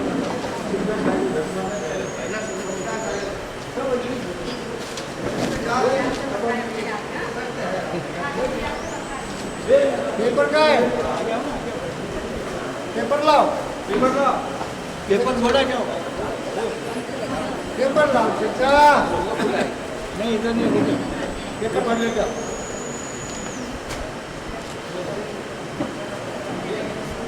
ये बात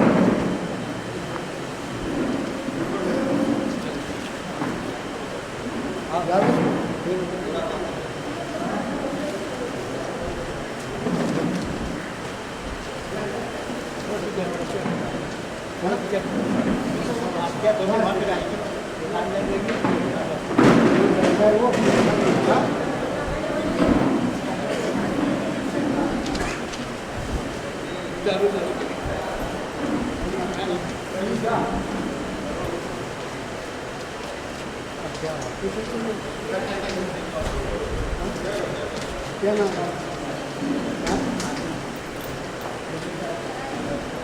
क्या हुआ है तुम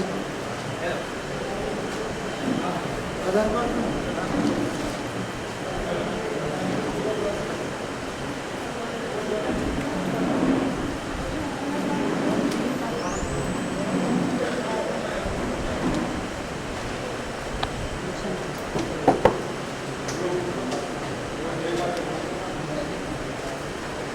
दो लाइन करो ना इधर हाँ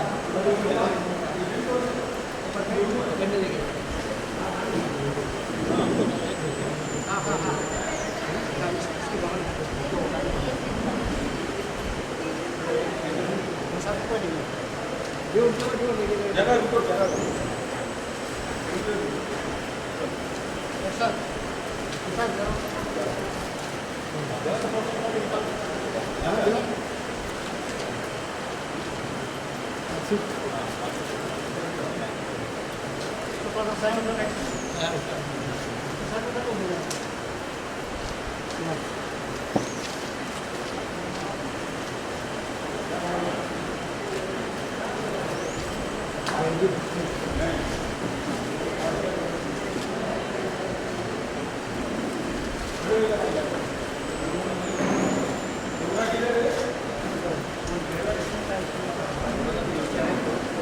कौन सी वाला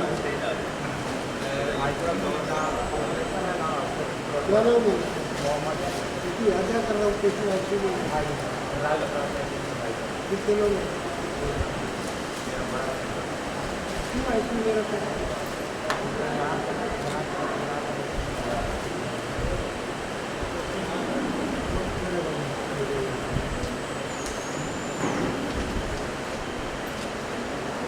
पाए उड़न गिरा के ना हाँ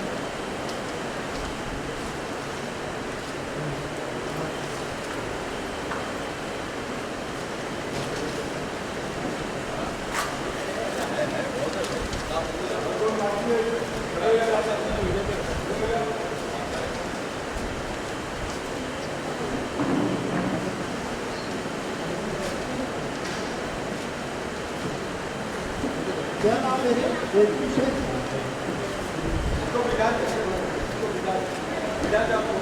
उसको बैठा उसको बैठने कितने लोग कौन किसका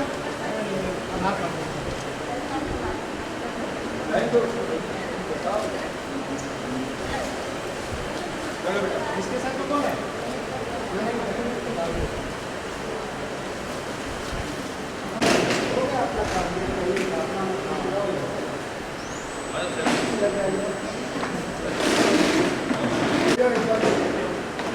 अरे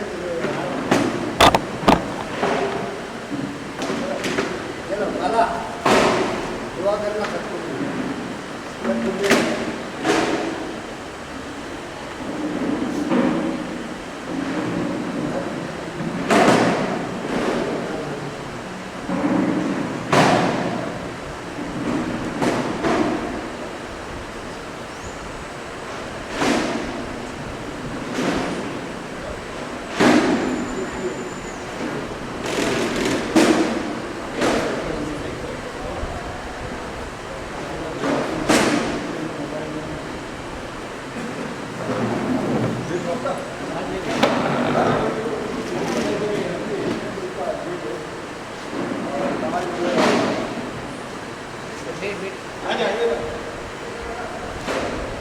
थोड़ा सा आगे इशाद भाई बहुत पीछे रह गए हाँ ओके सर आप थोड़ा सा आगे बस बस बस बस आप रुकिए बस बस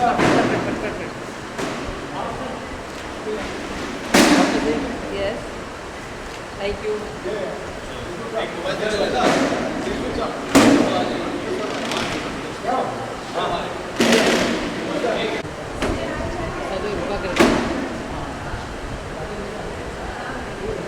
एक minute wait wait wait wait sir रुकिए सर रुकिए